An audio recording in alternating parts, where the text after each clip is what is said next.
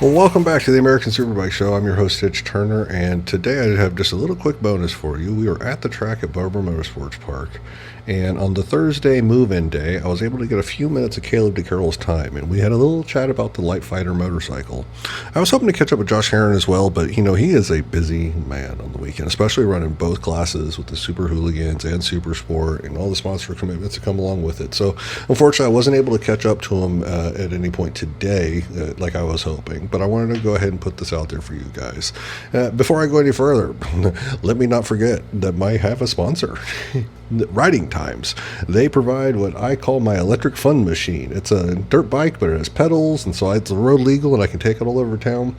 And if you go to ridingtimes.com, you can use the promo code SBK5 and get an additional 5% off what I think is truly the best value in these little electric little fun machines. So go find yours at ridingtimes.com, and without further ado, Kaleb De Keyrel. I am joined by Kaleb De Keyrel. Thank you for joining me, sir. This is going to be the debut of the Lightfighter this weekend. The electric bike's finally going to be out on the track for a race. Are you excited? Yeah, I'm extremely excited. Daytona was, unfortunate with us having to pull out, but I think the electric bike is going to do really well here. We have a really good handling motorcycle, so that's one of the really cool components of the electric bike is there's no rotating engine fighting you when you're trying to turn. And I don't really feel it on like a gas-powered bike, but I guess there is some sort of, with the crankshaft spinning or something, right, kind of affects the turn-in a little bit. But with the Lightfighter, it's just, thing just turns on a dime. Right. It feels, people say, like the electric bikes are heavier and stuff like that, which it is, but when you're riding it, you don't feel it. I mean, you literally just... it turns so good compared to a gas-powered bike, so that's going to be one of our huge advantages out here at Barber. Obviously, there's a lot of switchbacks, so the Lightfighter should turn really well through there. And looking forward to finally getting it out for a race and seeing where we stack up against the gas-powered bikes. When you talk about like the transitions going from one side to the other and leaning,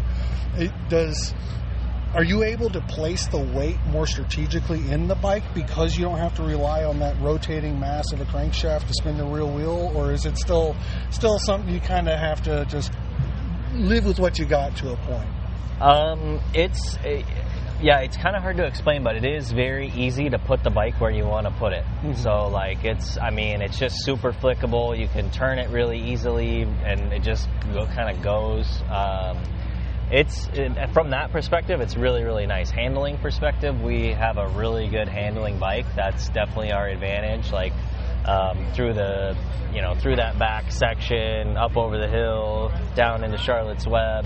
We should have a really good handling bike through all the tight stuff. So we'll see. I think power-wise, I think we're a little bit down still. Obviously Daytona is a whole nother animal.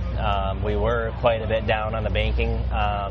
This track obviously doesn't have as many long straightaways, so it shouldn't hurt us as bad that we're down on power compared to some of the gas-powered bikes. But we'll see. Trap speeds tomorrow morning will give us a really good idea of where we're at. So outside of the power, is there anything that you're maybe not looking forward to that you're kind of concerned about, or do you think outside of that, just having that pure top speed, the bike is ready to go? Fight with the rest. The bike is ready to go. It's ready to race. It's just we'll see how it kind of. We didn't really get a fair, comparison at Daytona to against our competition. Right. I think we'll be a lot closer here.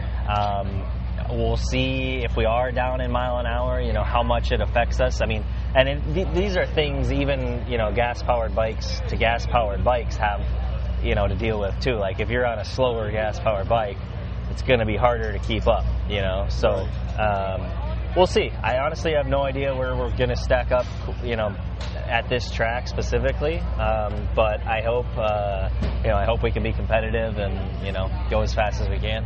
Well, I should probably mention this is Thursday, so we're still in move-in day. The bikes haven't been out on track yet.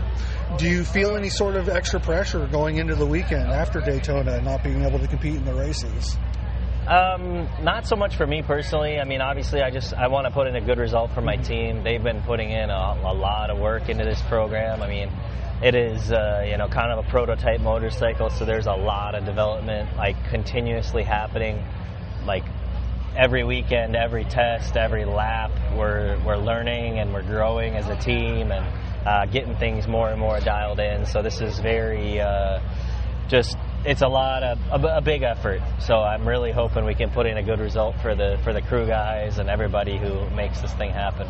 Well, I'm excited to see what happens during the weekend. Thank you very much for joining me today. Yeah, thank you.